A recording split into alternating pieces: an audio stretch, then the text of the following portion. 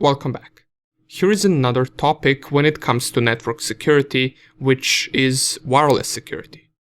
Nowadays, almost all the networks have an access point, and every time we turn on our Wi-Fi on our phones, we will see a bunch of access points just ready for us to connect to them. This makes them one of the biggest targets when it comes to hacking. First of all, not all access points are the same. We can separate them by different type of security that they have, starting from WEP or WEP, then VPA, VPA2, and VPA3. Now, WEP was the first wireless security protocol that has been widely used.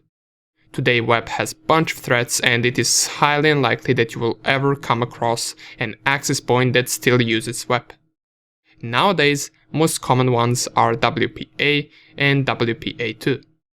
WPA was adopted as an alternative to WEP since WEP had a bunch of issues. WPA uses 256-bit encryption technology, and it first introduced WPA Personal for home wireless access points and WPA Enterprise for larger companies. The version 2 or WPA2 came with a little improvement when it added the Advanced Encryption Standard, also known as AES, which provides higher security and performance, but even WPA2 had some security issues.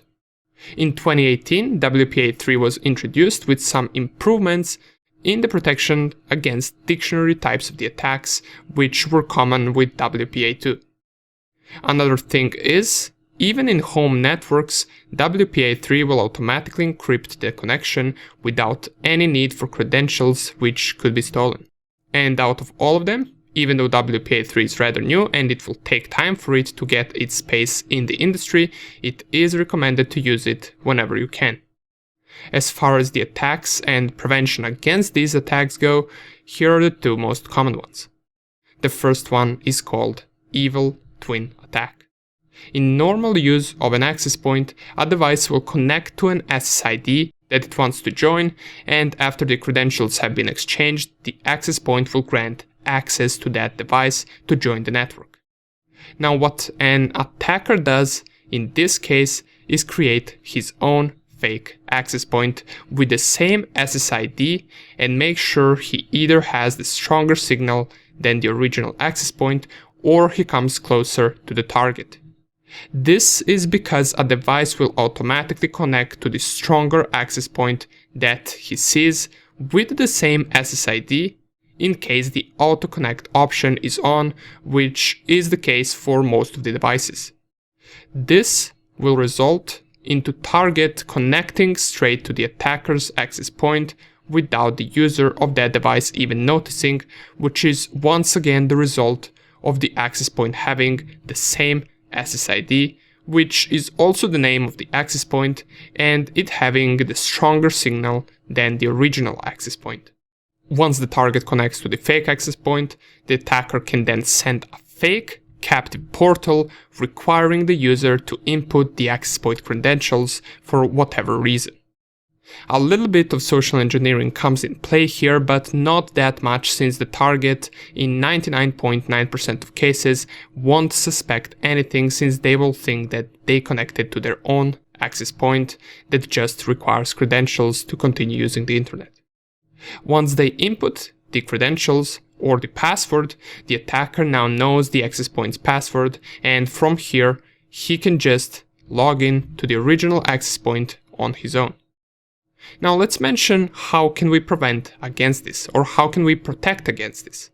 Well, there are several things we can keep an eye on to minimize chances of this attack. We can always only connect to our own hotspot or our own access point which we are familiar with. You can also avoid using unsecured hotspots that have no security at all and that are open for anyone to connect. You can also disable auto-connect on your device, so your device doesn't automatically try to connect to a hotspot since it can connect to the fake one if the signal is stronger. If you have auto-connect off, you will have to go to your Wi-Fi settings and pick an access point from there. This way you will notice that there are two exact same access points with the exact same name, and you will know something isn't right and that a possible evil twin attack is taking place. Also, when you can, use VPN encrypted traffic just in case. This would be the first common attack and its preventions. The second attack is a typical brute force attack. Now, this is possible since attacker can steal the hashed value of the access point's credentials and brute force it until he gets that in plain text. In more details, it works like this. Let's say we have an access point with some devices connected to it, and we have a hacker that is not connected to the Wi-Fi at the moment. The only requirement for this is that the hacker is close to the Wi-Fi during the first part of the attack. An attacker can send something called deauthentication packets without being connected to the access point, which will then automatically disconnect the already connected devices from the Wi-Fi.